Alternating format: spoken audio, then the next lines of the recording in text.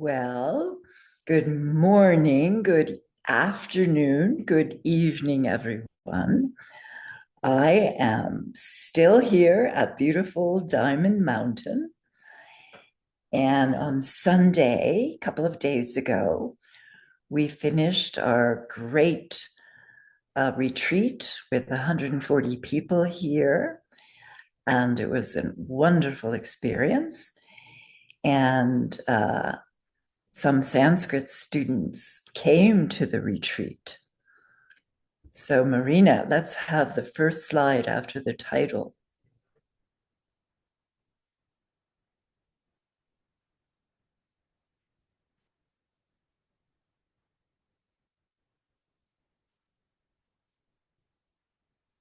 We'll just wait one moment here.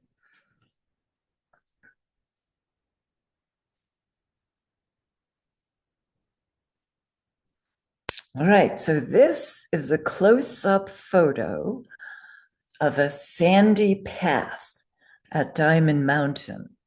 I think it's at sunrise. And if you look really carefully, what do you see there? You see anything written in the sand?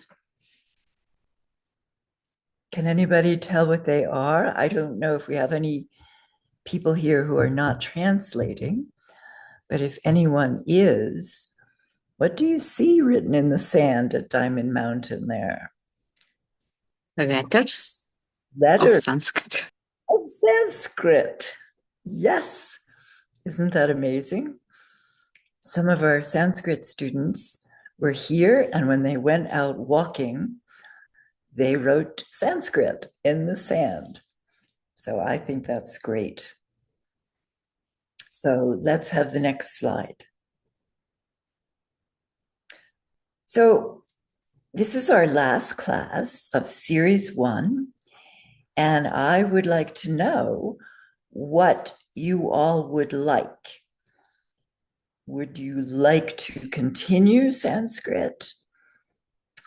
Or have you had enough? Have you learned enough to do what you wish with Sanskrit? Would you like to take a break? We will take a break anyway. But over the next week or so, if you would please telegram in the group chat your wishes and hopes for Sanskrit, that will help me plan what I will offer next. So take your time, and if anyone wants to continue, especially, let me know that, okay? All right, next slide. So let's review briefly. Let's sing the vowel song, and I hope there's someone here who's going to open their mic and sing with me, because you know I'm not good at singing. So open your mics if you can, if you're not translating, and sing with me. We'll start with the vowels on the count of 3. 1, 2, 3. Okay.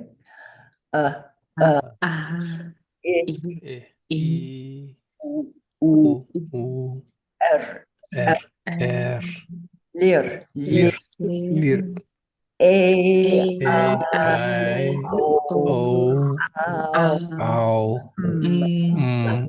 Ha. Good. Okay, those are the vowels. Now let's do the consonants. We'll sing those. All 5 vargas.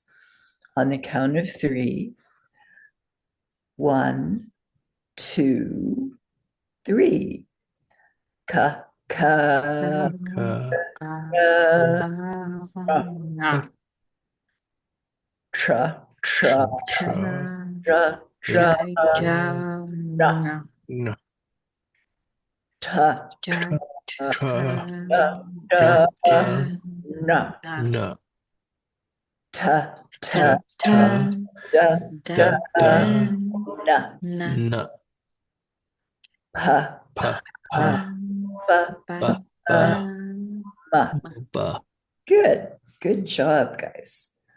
All right, because we need to internalize those, not so much even the way they look, but how we hear them, so that we have almost an instinctive understanding of their order and their sound. Okay, let's go to the next slide. We are going to practice a little reciting, which gives us the ability to use all those sounds we just made in real Sanskrit words. So our verse that we're studying in series 1 is from the Bodhisattva Charyavatara. Did I say that right? No. Bodhisattva Charyavatara. You see the 2 long A's there. So let's remember that this long word, Bodhisattva Charyavatara, means a guide to the Bodhisattva's way of life. And it's by Master Shantideva, who was a 7th century Buddhist thinker. So let's examine this title.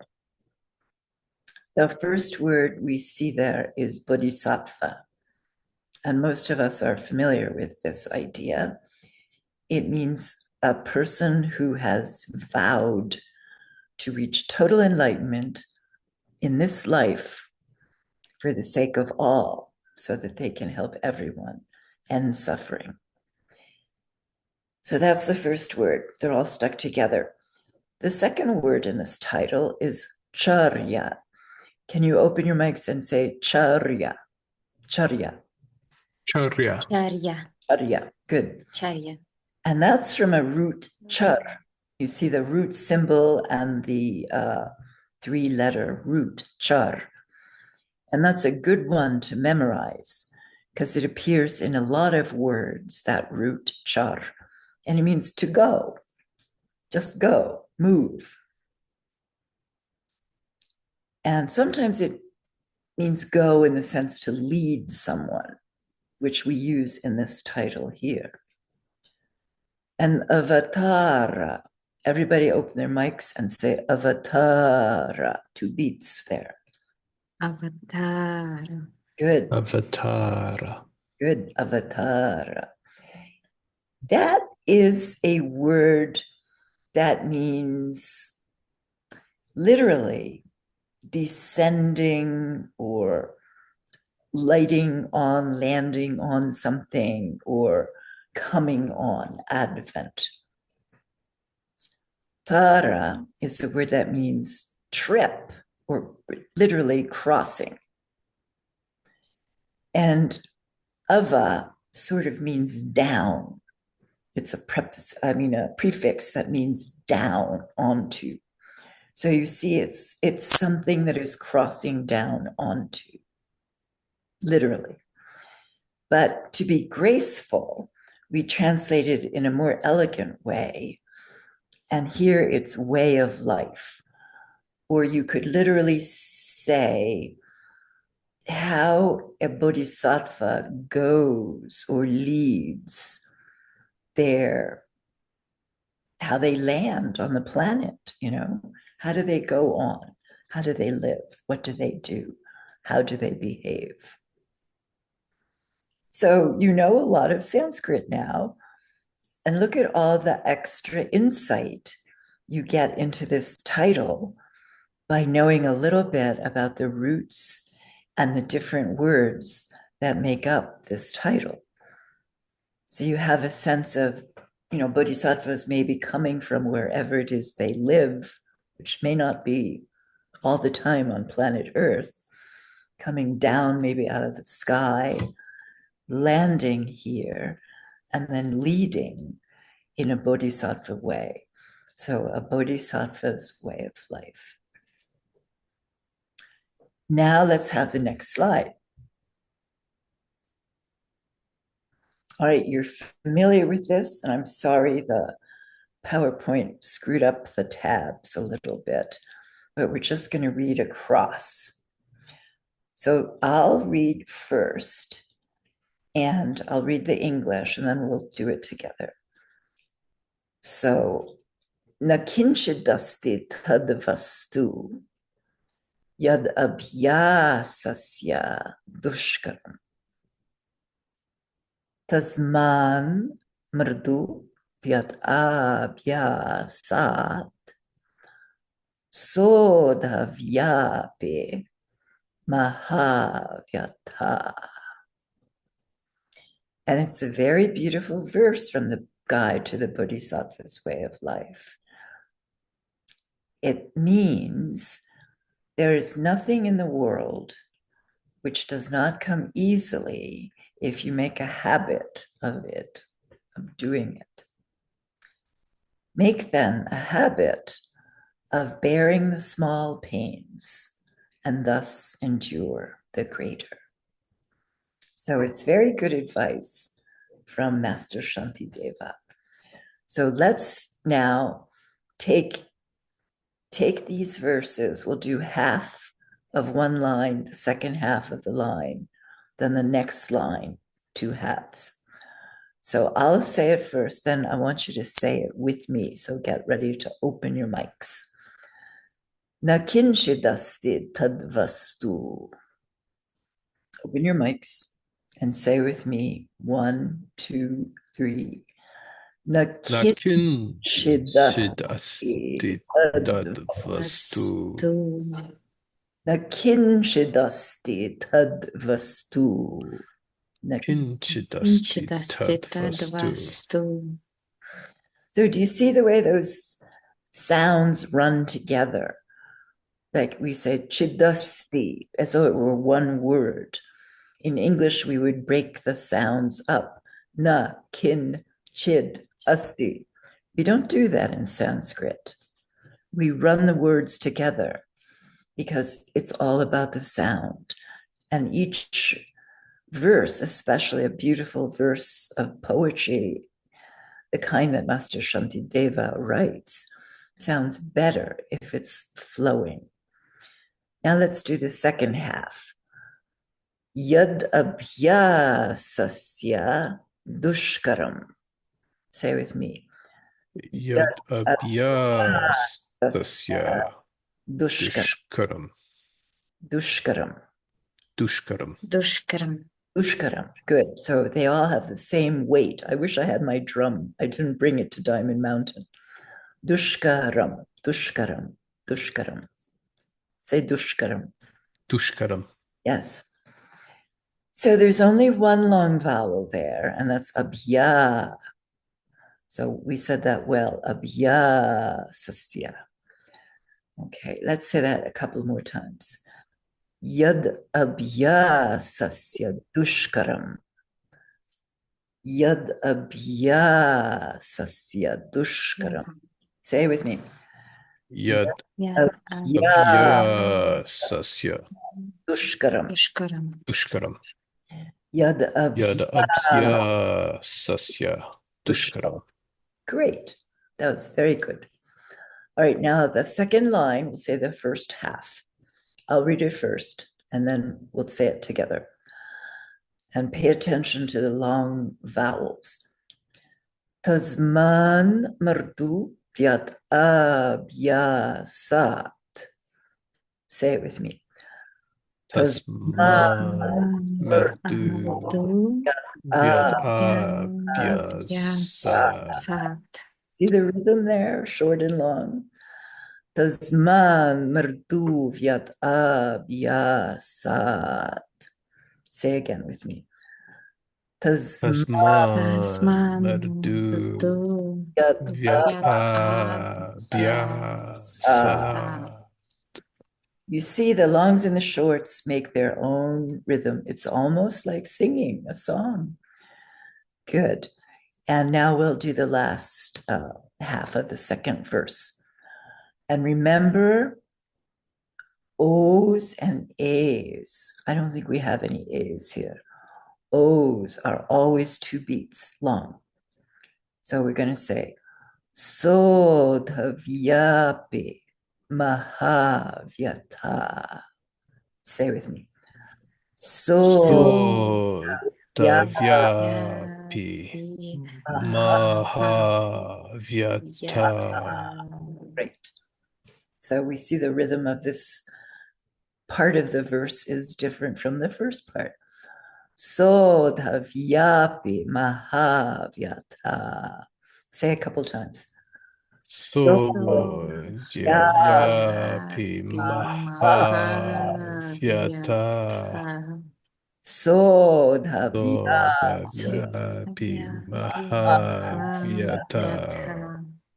Very good.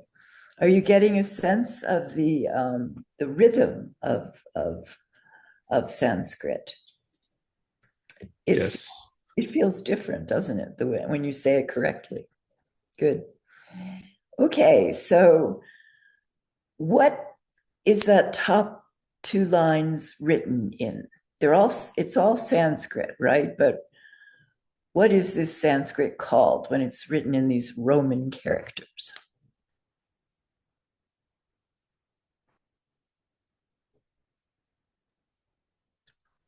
It's a way we change. What? That was Flavia. What did you say?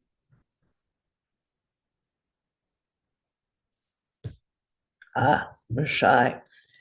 When we change the Devanagari into transliterated Roman, we call it IAST. And that's the transliteration system. It's not the only one, but it's the one we use. So we say, yes, this is Sanskrit, but in this case here, it's written in IAST. So that tells us a little bit of what we're looking at. Okay, let's have the next slide. Okay, there's the same verse, and the PowerPoint didn't screw up the verse too badly. At least they're all in the same line. But what is that underneath? What is the last two lines there? Devanagari. Devanagari. Devanagari. Last I is long. Say again with me.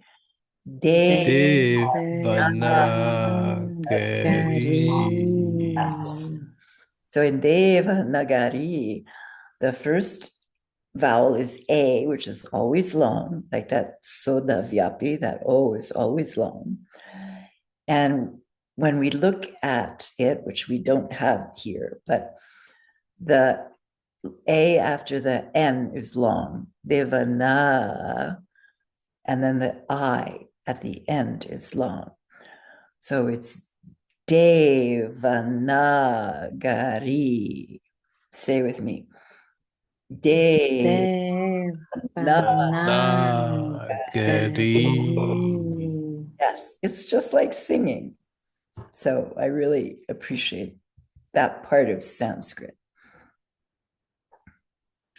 Okay, so who feels brave enough to recite this verse on their own with an open mic? I know you do, right?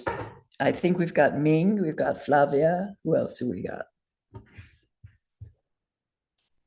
We just did them, so you can do this yourself very well. I know you can.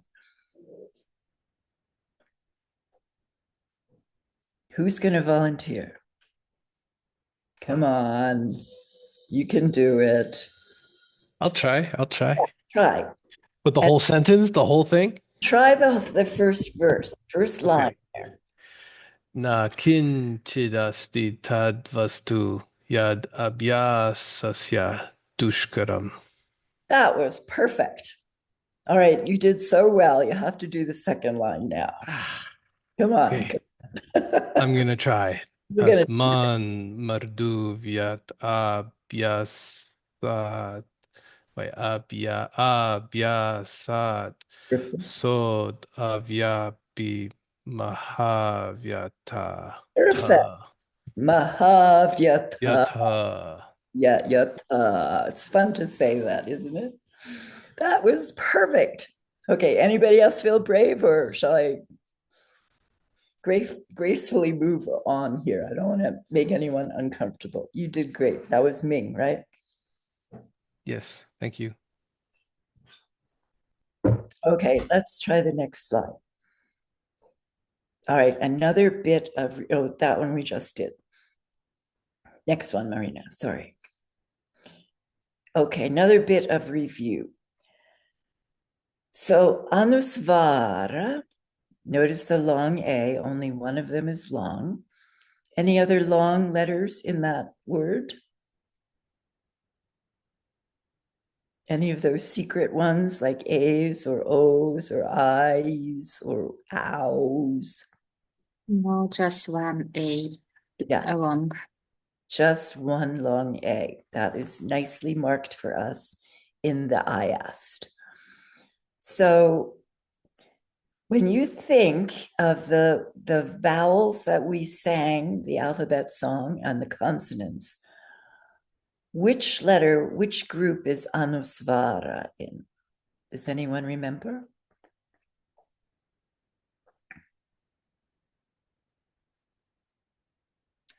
Anusvara is grouped with the vowels.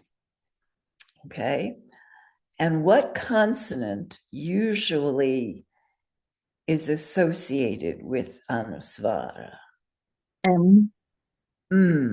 Right. Did you say, you said right? Yes. Yes. Now, yes. Oh, okay. Well, I don't want to know what you said before. I heard and that's correct. It is the sound of ma, that fifth varga labial, but it's specially treated because it's anusvara. And is it a vowel or a consonant? I just sort of told you. Consonant? Not really. No, it's wow, but Yeah. effects after consonant, yes? Or how? It's it's grouped with the vowels, but it's associated with a consonant. But the reason we put it in the group with the vowels is because it affects the sound of the vowel that comes before it and the consonant that comes after it. So I just sort of gave you a definition. Does anybody else remember anything else about Anusvara?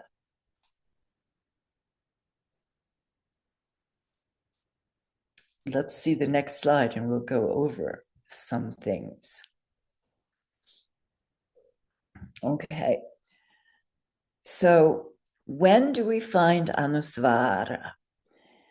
When a final M, that letter that's always associated with Anusvara, is followed by a consonant, any consonant, the M changes from a regular letter into Anusvara. And the reason it changes is because the Sanskrit ear hears M pronounced before a consonant as different from M pronounced before a vowel. We may not hear it differently, but the Sanskrit ear does hear it differently. So this combination, M before a consonant, affects the way the two syllables are pronounced to a Sanskrit ear. Remember, it's a sound-based language. One of my teachers used to teach me that these changes, like Anusvara, reflect the necessary rules of sonorous coalescence. And I'll let the translators struggle with that for a minute. But it's just a very fancy way of saying that we have to change the way we pronounce and even write things in Sanskrit because of the way they sound to the Sanskrit ear. So the necessary rules of sonorous coalescence are actually the rules of sandhi in Sanskrit. And we went over that a little bit. We can review it briefly again. But the rule of Anusvara is one of those rules. Okay, let's do some more examples. Next slide, please. Okay, if we're in Ayast, which, as you remember, is the Roman characters that reflect exactly the Sanskrit letters in Devanagari, how do you know if you're seeing an Anusvara? Does anyone remember? Think back to your list of vowels. Yeah? Oh, does that have to have an M somewhere? Yes. It has to have an M because that's the consonant that's affected. And how do you know if it's just a normal M in Ayast or if it's the special M? Does it have a dot or something? Yes, that's great. That's why we have all those markers in Ayast, because they tell us exactly what Sanskrit letter or combination of letters we're seeing. So an Anusvara in Ayast has a dot underneath the M. Now we know from our study of writing Ayast that all the third Varga letters have dots under them, right? Ta, ta, da, da, and na. Normally, if you see a dot under a letter in Ayast, it means it's a third Varga, cerebral Varga letter. But is M a third Varga letter? Where does M occur?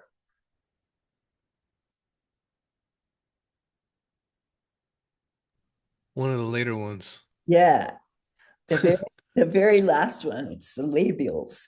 It's p, p, b, b, m. So that's where M normally occurs. So it's not a cerebral letter ever.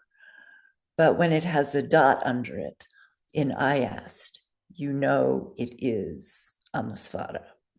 And that means it's going to probably change the consonant that follows it.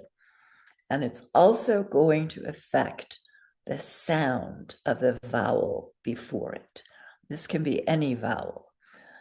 But what it does, because of the way the Sanskrit ear hears things, is it changes the vowel into something very nasal, and it changes the consonant into the same, the nasal of the same varga. So you put your tongue in the same position to say that M and the following consonant. We'll see more in a minute. Now, if we're in Devanagari, what mark tells you that you're seeing Anusvara in Devanagari? And again, think back to those vowels you memorized. It's A, I, O, What did that look like? Anyone remember? I remember dot top of sutra. Yes, exactly. So this is just to make it confusing, right? In Devanagari, Anusvara has a dot above the sutra.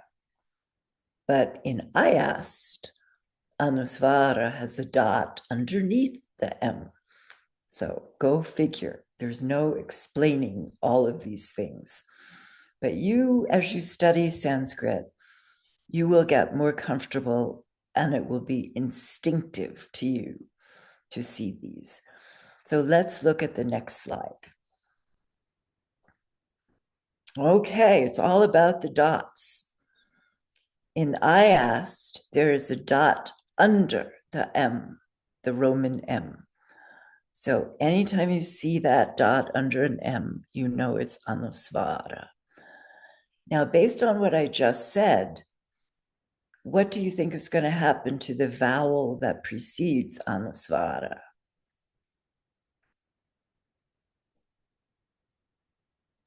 It's a little bit done. I say that again. Done. Tum. It becomes very nasal. You send that sound straight up your nose, and instead of saying tum, you say tum.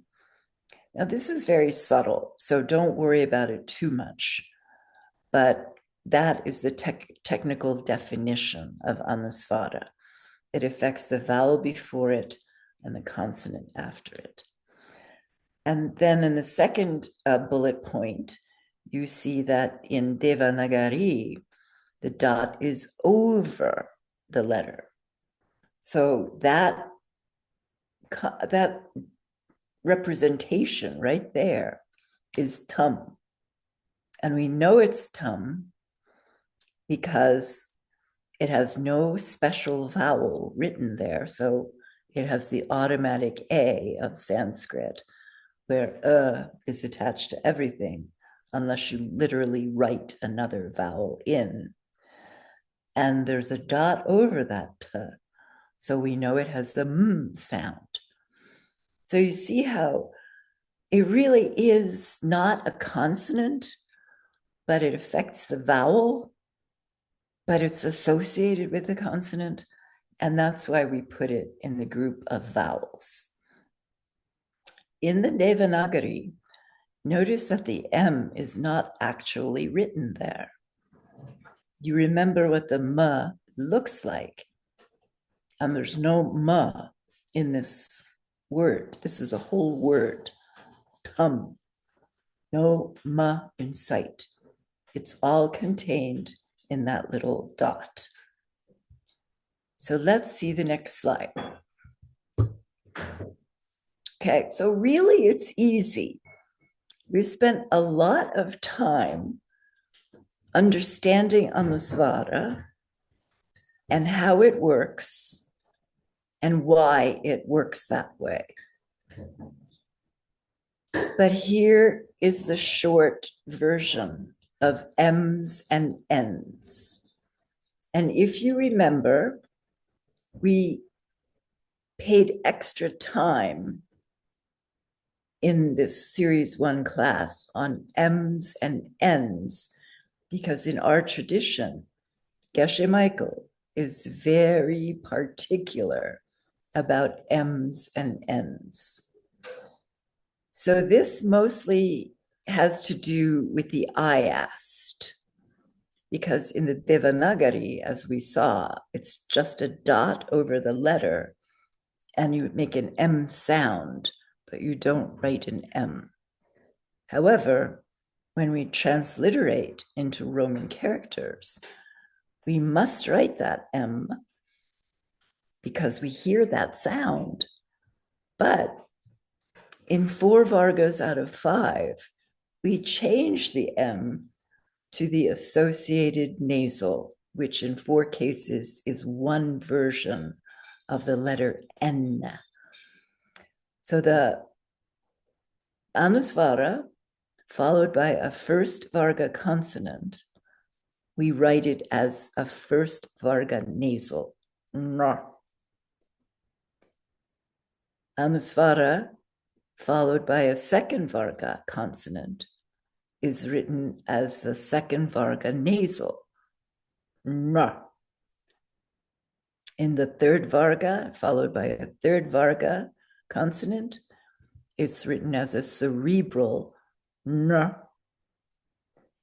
And in the fourth Varga, that anusvara is written as a fourth Varga nasal, which is n. Then here's the weird part.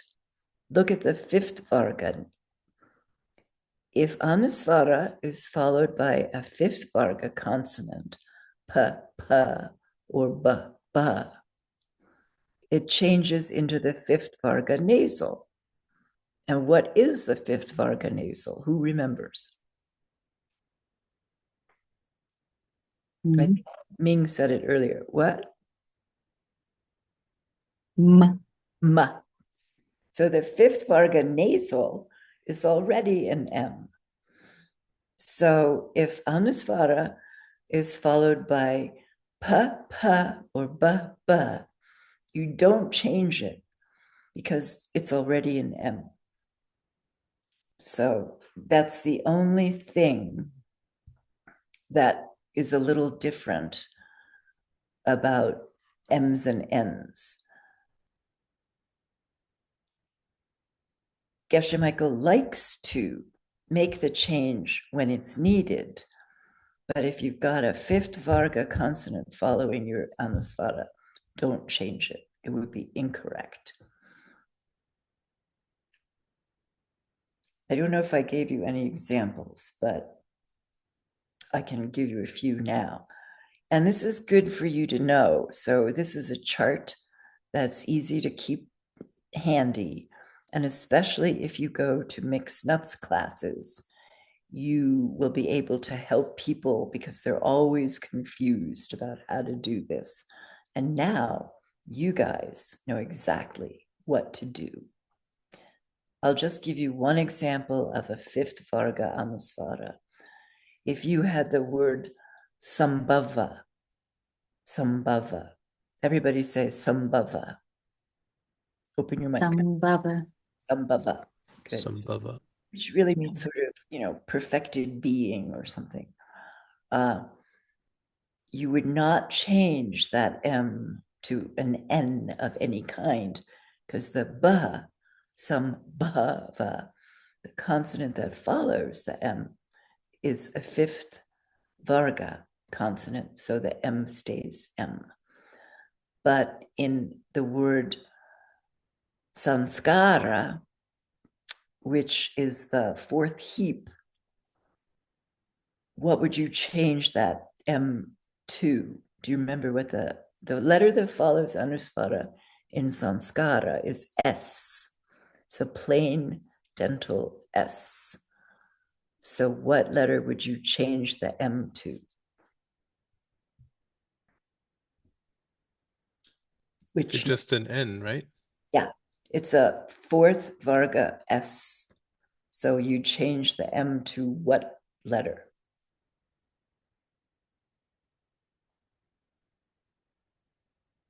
Let's go back one slide. Yeah. Fourth Varga. No, not that one. The one you just had up with the chart, little list of bullets. Next one. Yeah. So if you had an Anusvara like samskara with the fourth Varga S, what letter would you change that M to? To an N. Yes. A plain N. Fourth Varga plain N, plain American English N. So that's why Geshe Michael would want us to write and to say sanskara, not samskara, because the Sanskrit ear thinks you can't say that. But if it was sambhava, it would stay an M, sambhava, even when you wrote it and even when you said it.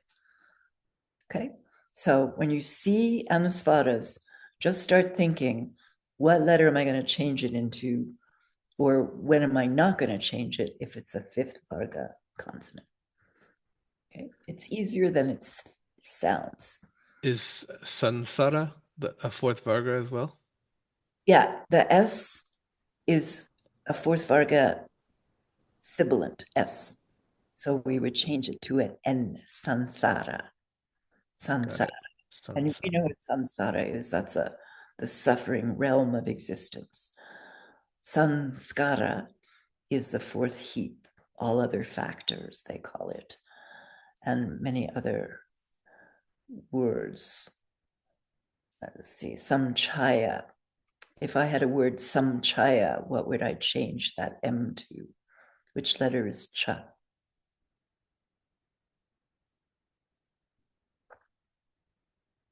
Think back to your recitation.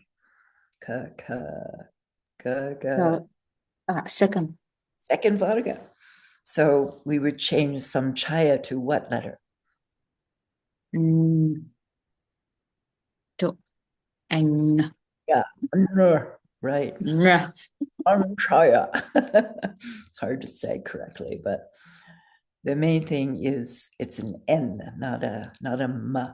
Even though it's written as a ma, in Devanagari, once we change it into Ayast, in 4 cases out of 5, we're going to change it to some kind of N. Okay. So let's go back to something we started a few weeks ago. Marina, let's go ahead a couple of slides. Yeah, that's the one I want. No, back one.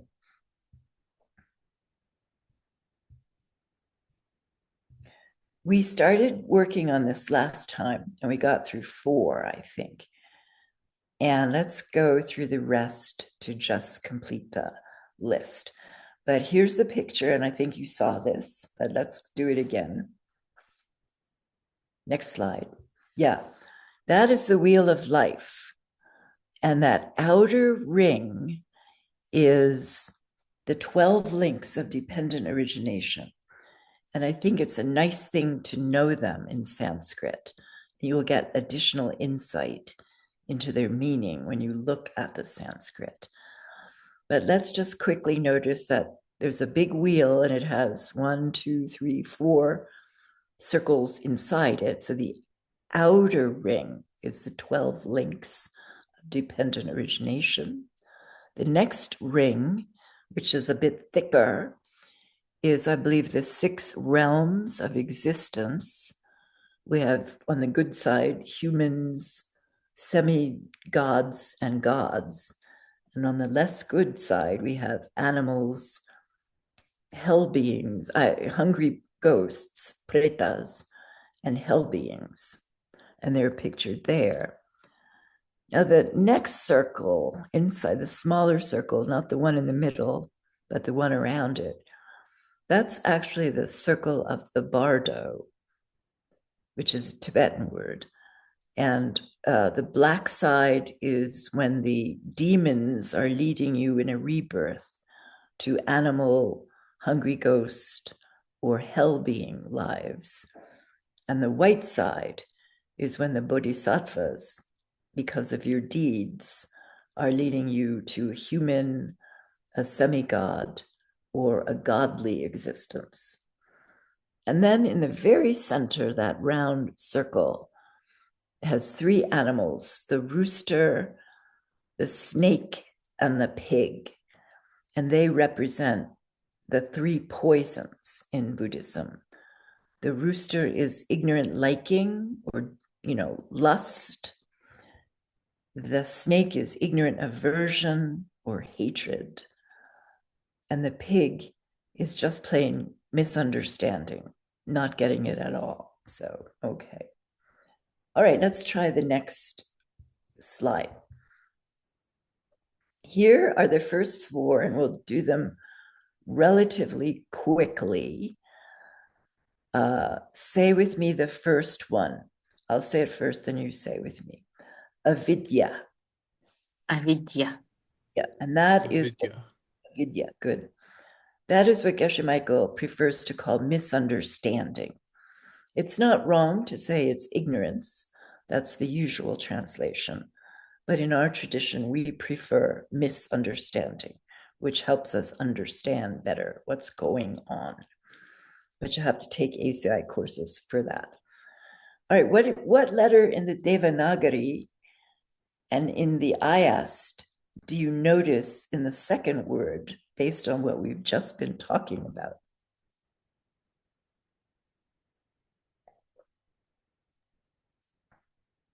Any dots? Yes, we see Anuswara. Yes. Yeah. Anuswara is right there. So you see, yeah. And we should pronounce it like Sanskar. Correct. So it's actually a little wrong here in the Ayast. It faithfully reflects the Devanagari, which has that Anusvara there. But in our tradition, to be more in line with what Geshe Michael prefers, we would have to change that M with a dot under it to an N. And because the consonant that follows Anusvara is Sa, it's a 4th Varga nasal. So we change the Anusvara to a 4th Varga I'm sorry, it's a fourth varga sibilant. So we change the anusvara to a fourth varga nasal, n, a plain N. So it should say samskara. Sanskara. Samskara. Good. Now, what's the next word there? Say with me. Vijnana. Vijnana. Good. So 2 short letters and the one in the middle is long. And that is typically translated consciousness. And the next one with 2 long vowels and 2 short ones is Namarupa. Say Namarupa. And there's a nice semi-vowel there, rupa. And Flavia is going to say that for us. Flavia, just say that word, the second half of that word. R-U-P-A. How would you say that? Oh, I don't know if she's here. Oh, I thought that was Flavia. Sorry. It is pronounced rupa. So everybody say rupa. Roll that R. Rupa. Rupa. Very good. Nama rupa. Namarupa. Good. So I guess it's like a Russian R too. So we should be good at that. Okay, let's see the next slide, and we'll talk a little bit more about samskara. And we already actually did this. So we know because the letter, the consonant that follows the anusvara is a fourth varga sibilant. We're going to change it to a fourth varga nasal. So let's try the next slide. And here I actually wrote it correctly. So the Devanagari has the anusvara, no M in the Devanagari, but because we say it, we have to write it samskara, like the last word there. Samskara becomes samskara. And we never change the Devanagari. But again, we don't see that letter, ma. That's what it looks like. We don't see that in samskara written in Devanagari. We just see the dot on top.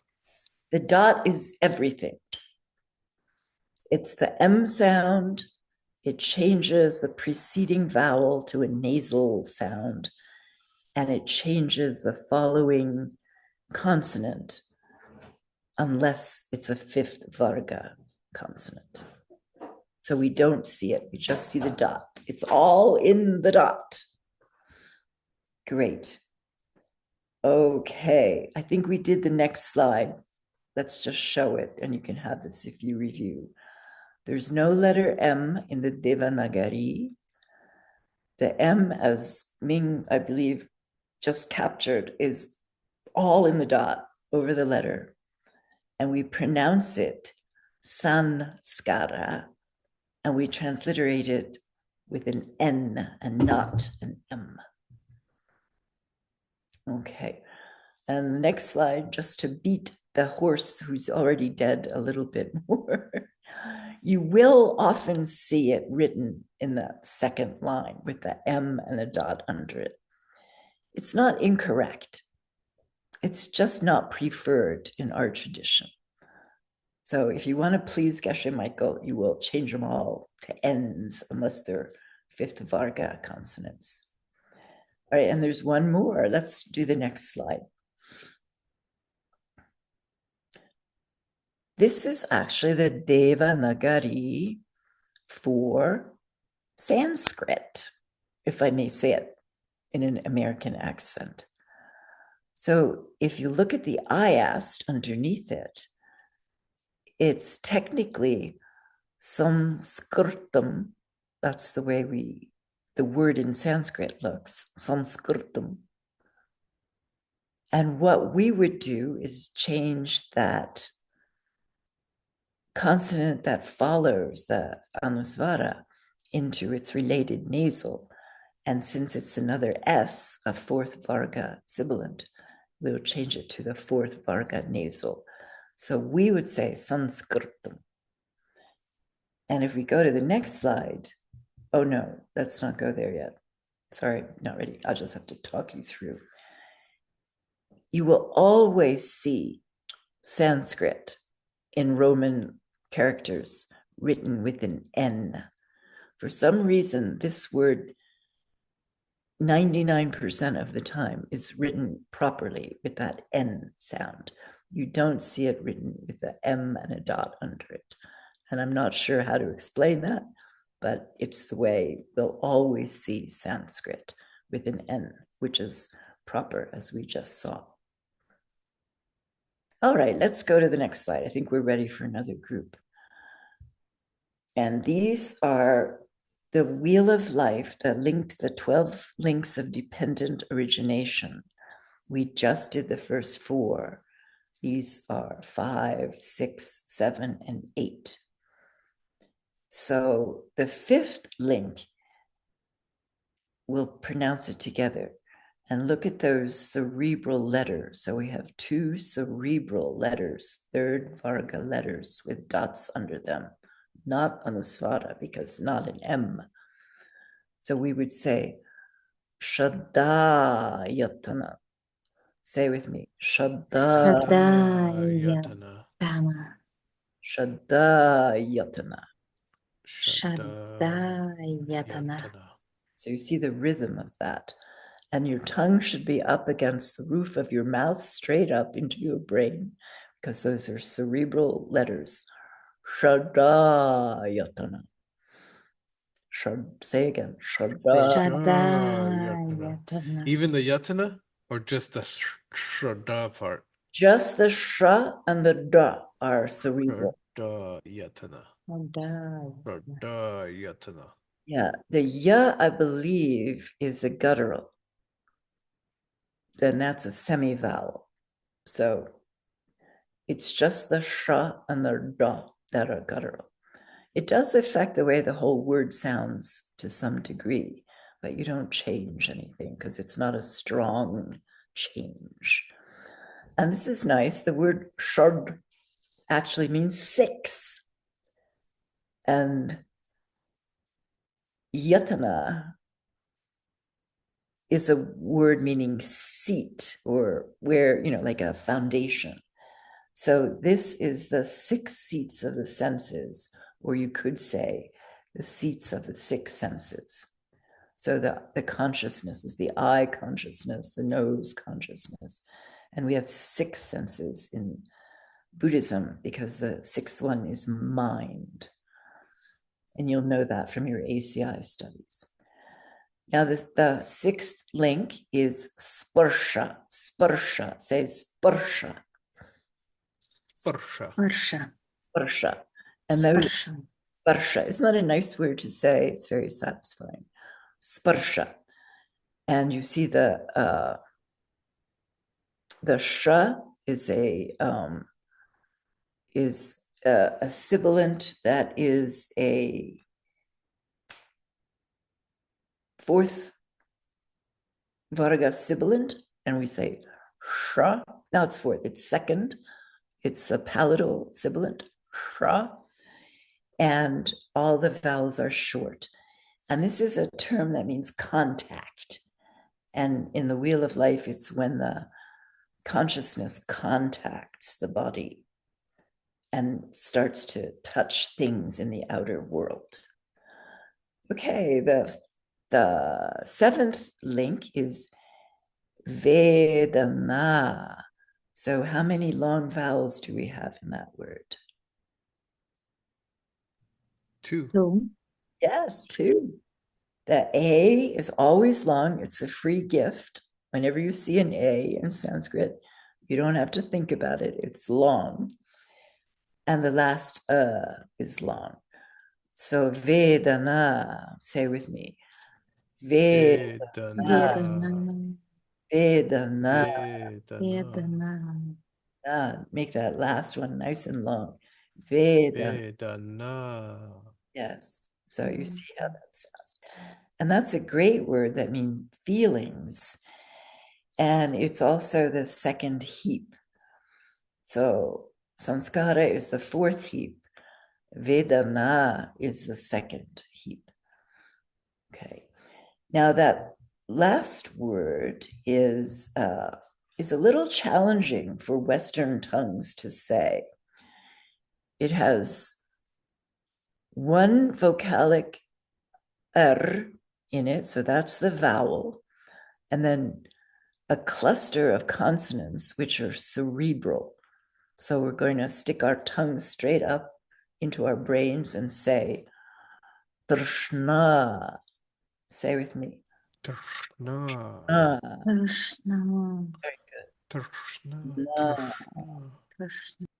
Drshna. And that is the word for craving, which, as we all know, if we study Buddhism, is a very difficult obstacle to overcome.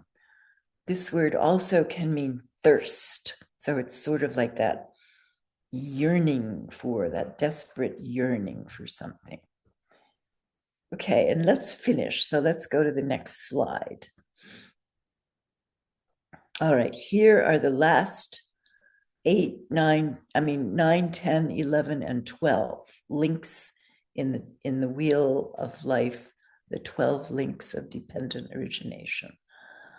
So the first word there, and look at the Devanagari, has a nice initial vowel. So it's one of the rare times when we see the letter U written out. Upadana. Say with me. Upadana. Upadana.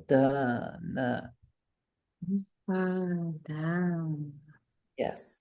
So it has its own rhythm. And we remember that the last link was drshna, which we said meant craving. And this is upadana, which means grasping. So you know, if you crave, let's say you're craving ice cream or something, the next thing you do in the wheel of life is you go to the store and buy 3 quarts of it or something, too much because you really want it. So first you crave and then you grasp the thing. Okay, and the next one, 10, is bhava. Say bhava. Bhava. Bhava. Bhava. Bhava. So if we put a sum on the front of this word, sambhava, what would that make that M? Sunbhava. Right, because it would become anusvara, because it's followed by a consonant, ba, which is 5th varga, and it wouldn't change. So it would stay. I think that's what you said, me. It would stay. Oh, I guessed at N, but I guessed one of the other ones, but this is a 5th varga, right? Pa, so it should be an M. right. It would stay the M sound, sambhava. Okay, and that is a word that means becoming or being. So if you remember, the third link was vijnana, which is consciousness. But this is when consciousness has thoroughly entered into the body, and then you are actually existing at that point. And the 11th is jati. Say jati. Jati. And that's a wonderful word meaning birth. So we don't know exactly, well, we'd have to study with Sugang in the mixed nuts to figure out why it's in this order.